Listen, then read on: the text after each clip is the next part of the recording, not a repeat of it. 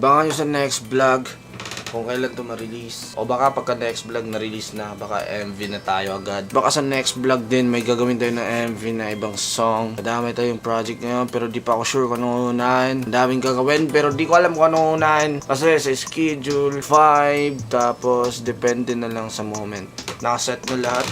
Depende na lang kung anong unahin. Pwede naman, kung pwede lang, sabay lahat eh. Kaso hindi eh. Kaya abangan nyo na lang sa next vlog kung anong mangyayari. Updated naman kayo palagi sa My Day at saka sa Reels ko sa personal account ko. Yo, pagkatapos namin dito magbukas, may gagawin kaming business! Business! Surprise na lang kung ano yun. Mamaya malaman nyo din. Benta muna. Boss! Good morning, good morning. Good morning! Bungo! Taman! Business na gagawin ko. Natatawa ako dito dahil di ako sure kung ano bang mga pinag-iisip ko.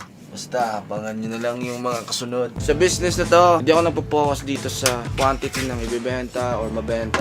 Focus ako dito sa quality. Hindi ako dito nagpo-focus sa paramihan ng nabenta, kundi nakapokus ako dito sa mataas na presyo. Yung affordable na mataas ang presyo. Naisip ko lang to. Kaya gawin ko.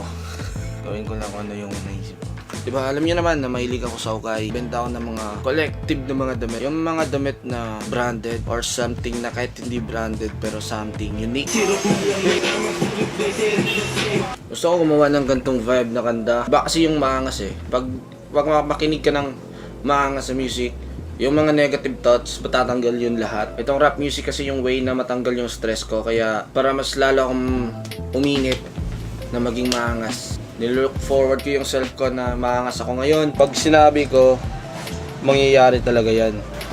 Hindi man lahat, hindi man siya ganun talaga yung mangyari, pero mangyari pa rin.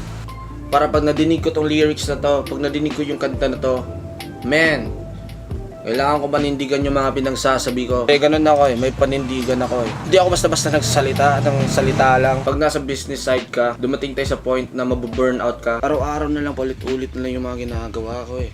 Paulit-ulit na lang yung iniisip. Kaya kailangan ko din ng divert sa isip ko. Kaya ito yung vlogging, rap music. Ito talaga yung way para consistent ako sa pagiging creative ko. Dito na refresh yung utak ko eh.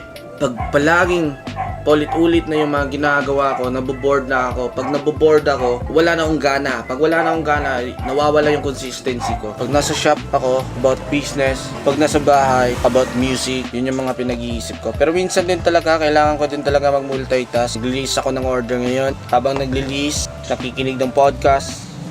Nag-down ulit yung business. Tumiskarte ka sa Grab. Nakagawa ka ng sneak